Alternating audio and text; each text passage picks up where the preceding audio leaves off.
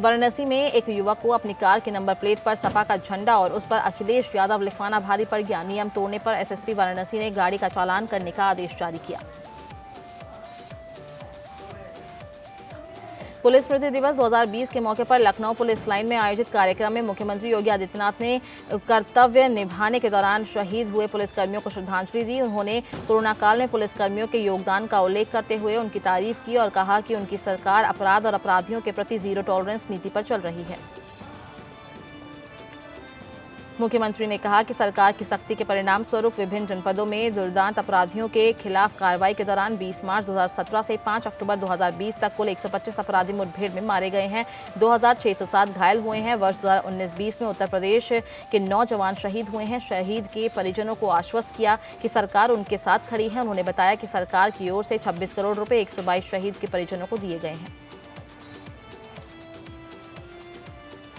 मुख्यमंत्री ने बताया कि बिकरूकांड में शहीद पुलिसकर्मियों को 50 लाख की जगह 1 करोड़ रुपए दिए गए। मनोबल बढ़ाने के लिए 26 जनवरी और 15 अगस्त को पुलिसकर्मियों को पदक दिए गए। महिला बटालियन के लिए 3687 पद सृजित किए गए हैं। मिशन शक्ति चलाया जा रहा है। समारोह में सीएम ने उत्तर प्रदेश में सरकार द्वारा पुलिसकर्मियों और उनके परिवारों की बेहतरी के लिए किए जाने वाले कामों को गिनाया है। उन्होंने कहा कि सरकार अपराध के खिलाफ जंग जारी रखेगी। आज भी सभी अपराधी जेल में हैं या फिर मारे गए हैं।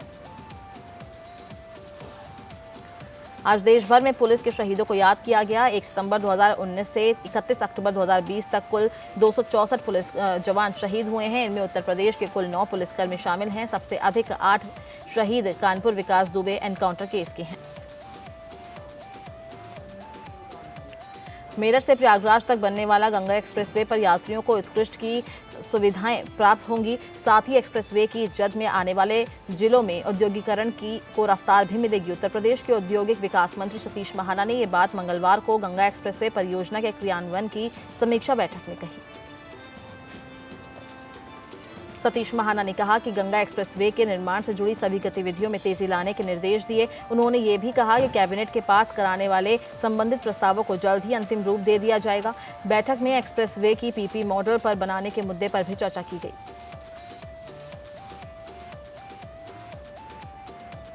सतीश महाना ने कहा कि गंगा एक्सप्रेसवे की लंबाई लगभग 594 किलोमीटर होगी। ये एक्सप्रेसवे 6 लेन का होगा और इसे 8 तक विस्तारित किया जा सकेगा। इसमें 120 किलोमीटर प्रति घंटे की स्पीड से वाहन चल सकेंगे। इसके किनारे शाहजहांपुर के समीप हवाई पट्टी का निर्माण, गंगा नदी पर 900 मीटर और राम गंगा नदी पर 720 मीटर पुल प्रस्तावित है। इस एक्सप्रेसवे पर मेरठ और प्रयागराज में एक टोल प्लाजा और इसके 15 रैंप टोल प्लाजा का निर्माण किया जाना है। साथ ही एक्सप्रेसवे के किनारे 9 जन सुविधा परिसर का भी निर्माण कराया जाएगा। इस परियोजना की कुल अनुमानित लागत 36,410 करोड़ है। इसमें से भूमि अधिग्रहण के लिए 9,255 करोड़ रुपए व्यय होंगे। मंत्री ने बताया कि आगरा लखनऊ एक्सप्रेसवे पर टोल टैक्स का एकमुश्त बेचकर मोनेटाइजेशन के जरिए 4,500 करोड़ रुपए मिलेंगे। अवनीश अवस्थी, यूपीडा के सीईओ अवनीश अवस्थी ने प्रस्तुतिकरण देते हुए बताया कि परियोजना का जिलेवार अलाइनमेंट, परियोजना और अनुमानित लागत को कैबिनेट से पास कराया जाएगा। परियोजना के लिए धन जुटाने को पीपी मॉडल पर निवेशकों से प्रस्तावित ईओआई यानी रुचि की अभिव्यक्ति मांगी जाएगी। इसके लिए प्रक्रिया का ड्राफ्ट कैबिनेट से मंजूर कराया जाएगा। यूपीडा के लिए तकनीक सलाहकार, वित्तीय सलाहकार, स्टैंप ड्यूटी माफ करने और विदेशी निवेश की संभावनाएं तलाशने के लिए भी उच्च स्तरीय मंजूरी ली जाएगी। कोरोना संक्रमित होने पर होम आइसोलेशन का फैसला मरीज खुद न करे, ये निर्णय रैपिड रिस्पांस टीम की सलाह पर ही लें। बगैर किसी डॉक्टर के परामर्श के मनमाने तरीके से होम आइसोलेशन में रहना जानलेवा साबित हो सकता है। सीएमओ डॉक्टर श्रीकांत तिवारी ने लोगों से अपील की है कि बिना सलाह के होम आइसोलेशन में ना रहें। सीएमओ ने बताया कि कोरोना के निःशुल्क इलाज के लिए जिले के सरकारी अस्पताल में 600 बेड की सुविधा उपलब्ध है। बीआरडी कॉलेज में उच्च चिकित्सा हेतु 500 बेड, 100 बेड टीबी अस्पताल में 90 बेड कोविड के लिए बनाए गए हैं। इसके अलावा जो लोग निजी अस्पताल में इलाज कराना चाहते हैं उनके लिए निजी अस्पतालों में सुविधा शुरू की गई है। रेलवे अस्पताल में भी कोविड के लिए 25 बेड की निःशुल्क सुविधा उपलब्ध है। ऐसे में होम आइसोलेशन का विकल्प भी उन्हीं लोगों को चुनना चाहिए जो इसके योग्य हैं। बताया गया है कि 19 अक्टूबर तक जिले के सरकारी और निजी अस्पतालों में कोरोना के कुल 3,201 मरीज भर्ती कराए गए थे, जबकि 13,765 होम आइसोलेशन में इलाज करवा चुके हैं। होम आइसोलेशन एक बेहतर विकल्प है, लेकिन अति बुजुर्ग, गंभीर तौर पर बीमार लोगों के लिए ये ज्यादा खतरनाक साबित हो सकता है। सीएमओ ने बताया कि कई ऐसे मामले सामने आ रहे हैं जिनमें लोग अव्यवस्थाओं के बावजूद अस्पताल नहीं जाना चाह रहे हैं। चिकित्सकों और आरआरटी के साथ लोग बहसबाजी भी कर रहे हैं। ऐसे लोगों को पुलिस की सहायता से अस्पताल में भर्ती कराया जा रहा है, जो ठीक नहीं है। सीएमओ ने बताया कि जिले में कोरोना की मृत्यु दर 1.65% है। इसे भी और भी कम किया जा सकता है अगर लोग समय रहते अस्पतालों में कोरोना मरीज को भर्ती करवा दें। अक्सर देखा जा रहा है कि मरीज की हालत बहुत ज़्यादा खराब होने पर ही लोग संपर्क करते हैं। इसकी वजह से स्थिति बिगड़ जाती है।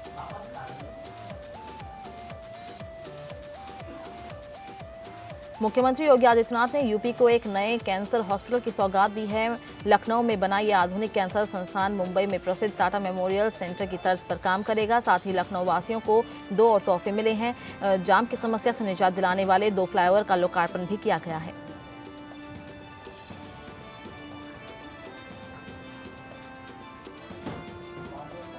रक्षा मंत्री और लखनऊ से सांसद राजनाथ सिंह और मुख्यमंत्री योगी आदित्यनाथ ने सीजी सिटी सुल्तानपुर रोड पर बने इस नवीन कैंसर इंस्टीट्यूट के सर्जिकल, एनालॉजी, रेडिएशन, एन्कोलॉजी और अतत रोगी सेवाओं का शुभारंभ किया है। साथ ही ओपीडी ब्लॉक की भी शुरुआत की है। इसके अलावा इनके आवासीय परिसर का शिलान्यास भी किया गया है।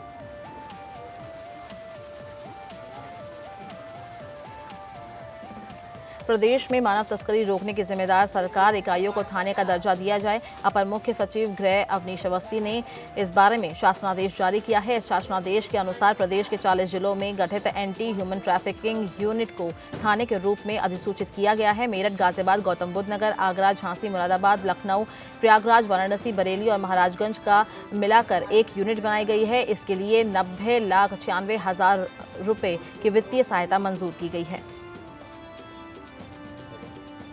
उत्तर प्रदेश सरकार प्रधानमंत्री जन आरोग्य योजना आयुष्मान भारत का दायरा बढ़ाने के लिए राष्ट्रीय खाद्य सुरक्षा कानून यानी NFSA के आधार पर लाभार्थियों के चयन पर गंभीरता से विचार कर रही है।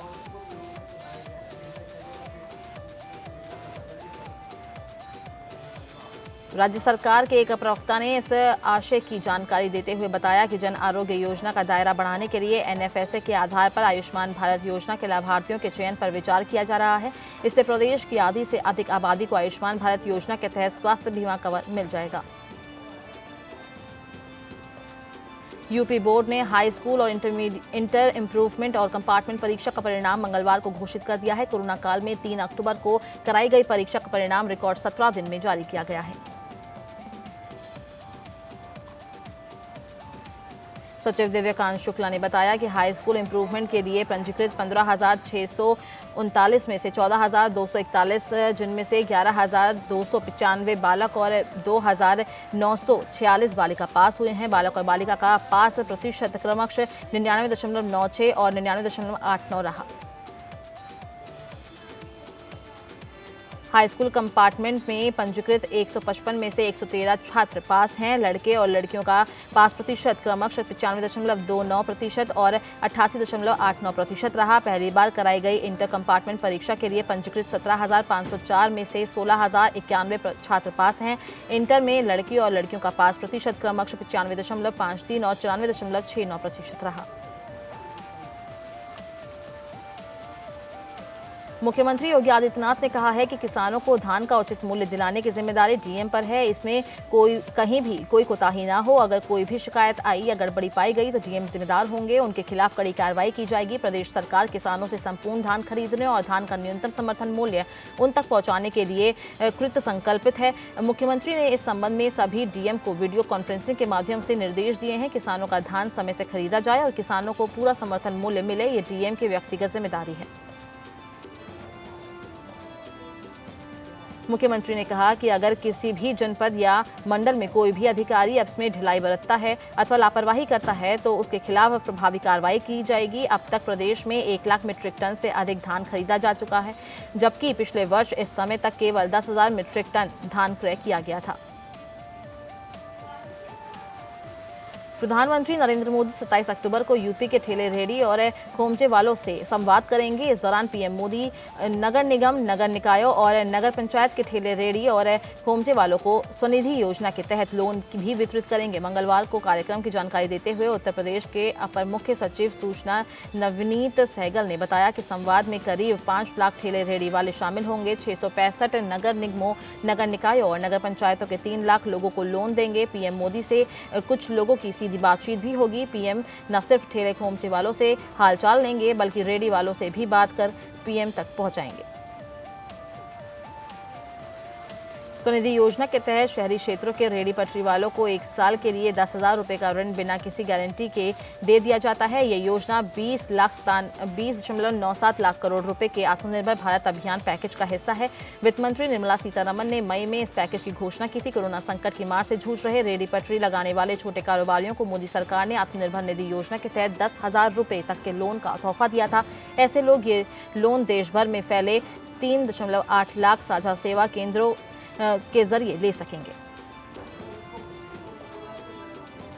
कोरोना संकट की मार से जूझ रहे रेहड़ी पटरी लगाने वाले छोटे कारोबारियों को मोदी सरकार ने आत्मनिर्भर निधि योजना के तहत 10,000 रुपये तक के लोन का तोहफा दिया है। ऐसे लोग देश भर में फैले 3.8 लाख साझा सेवा केंद्रों के जरिए ये तोहफा ले सकेंगे। इसके बावजूद अगर आपको लोन मिलने में कोई दिक्कत हो रही है तो आपका मोबाइल फोन मिनटों में आपकी इस दिक्कत को दूर कर सकता है।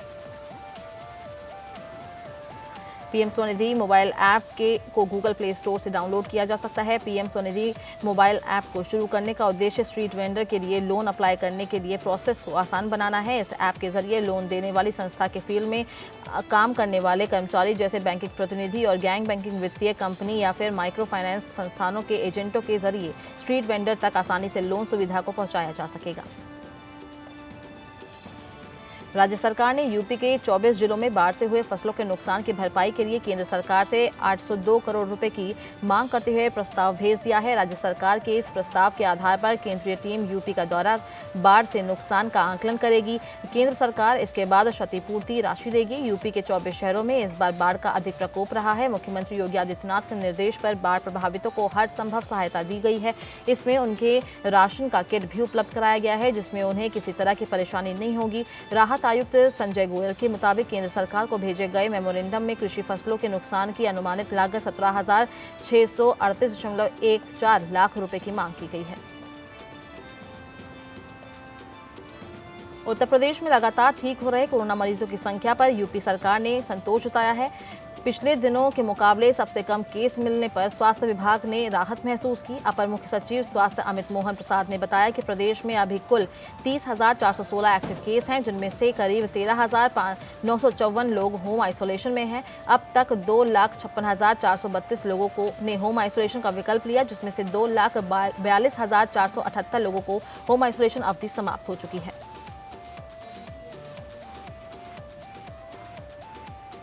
कोरोना संकट के बीच अयोध्या में सरयू नदी के तट पर इस बार भव्य रामलीला हो रही है जिसकी शुरुआत शनिवार से हुई। इस रामलीला में सिनेमाई जगत के कई स्टार्स भी शामिल हैं। यही नहीं, रामलीला में भारतीय जनता पार्टी के सांसद रवि किशन भी नजर आए। स्टेज पर रवि किशन भरत के किरदार को निभाते हुए नजर आए। हाथरस कांड की जांच कर रही सीबीआई टीम ने एएमयू के जेएन मेडिकल कॉलेज पहुंचकर किशोरी का इलाज करने वाले डॉक्टर से पूछताछ की जिसके बाद मेडिकल कॉलेज के 2 डॉक्टर पर हाथरस कांड को लेकर गाज गिरी। सीबीआई टीम की पूछताछ के बाद मेडिकल कॉलेज के कैजुअलिटी मेडिकल ऑफिसर ने 2 डॉक्टर उबैद इम्तियाज उल हक और डॉक्टर मोहम्मद अजीमुद्दीन मलिक को पद से हटा दिया है।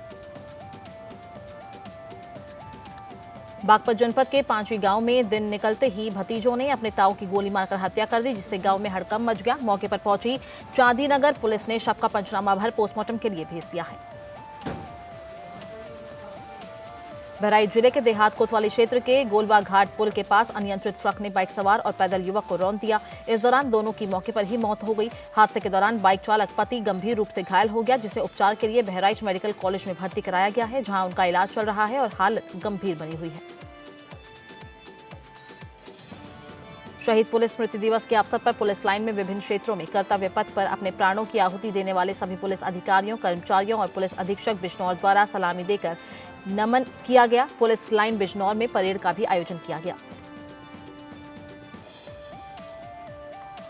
हमीरपुर जिले में चलती बोलेरो में अचानक धमाका हो गया। धमाके से बोलेरो के बगल में जा रहे टेम्पो में सवार कई यात्री भी घायल हो गए हैं। बोलेरो में भारी मात्रा में विस्फोटक सामग्री रखी हुई थी, जिससे यह हादसा हुआ है। धमाके से ठीक पहले बोलेरो गाड़ी का ड्राइवर गाड़ी को छोड़कर भाग निकला था। सभी घायलों को जिला अस्पताल में इलाज के लिए भर्ती कराया गया है। पुलिस घटना की छानबीन कर रही है। कन्नौज जिले के आगरा लखनऊ एक्सप्रेसवे पर बड़ा सड़क हादसा हो गया। तालग्राम थाना क्षेत्र के बीदीपुरवा गांव के सामने आलू से भरे ट्रक में एक प्रवासी मजदूर से भरी पिकअप पीछे से जा घुसी। हादसे के दौरान चालक की मौके पर ही मौत हो गई, जबकि करीब 15 लोग घायल बताए जा रहे हैं। सभी श्रमिक बिहार से मुजफ्फरनगर जा रहे थे। घायल श्रमिकों को इलाज के लिए अस्पताल में भर्ती कराया गया है।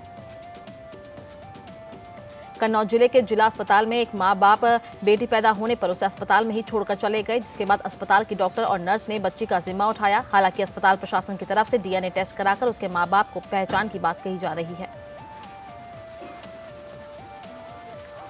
कानपुर देहात में अकबरपुर कस्बे के रामगंज में नशे में विवाद में के बाद बेटे ने वृद्ध मां की लोहे की सरिया मारकर हत्या कर दी। एसपी केशव कुमार चौधरी ने छानबीन की। फॉरेंसिक टीम ने साक्ष्य संकलित किए। पुलिस ने हत्यारोपी को हिरासत में ले लिया है। बड़े भाई की तहरीर पर पुलिस ने हत्या की रिपोर्ट दर्ज की है। कोतवाल तुलसीराम पांडे ने बताया कि घटना के वक्त घर पर मां बेटा ही थे। बड़े भाई मुस्ताक ने कॉलोनी आवंटन का दबाव न मानने पर छोटे भाई मासूम पर मां की हत्या का आरोप लगाकर रिपोर्ट दर्ज कराई है। आरोपी ट्रक चालक है। वो 4 दिन पहले ही घर आया था। ललितपुर में एक परिवार के 4 बच्चों की मौत का मामला सामने आया है। बताया जा रहा है कि बच्चे एक साथ खेल रहे थे, लेकिन जब काफी देर तक घर नहीं आए तो परिजन ने उनकी तलाश की। तालाब के पास जब बच्चों की चप्पल देखी गई तो फिर उनकी तलाश की गई, जिसके बाद तालाब से बच्चों के शव को बरामद किया गया।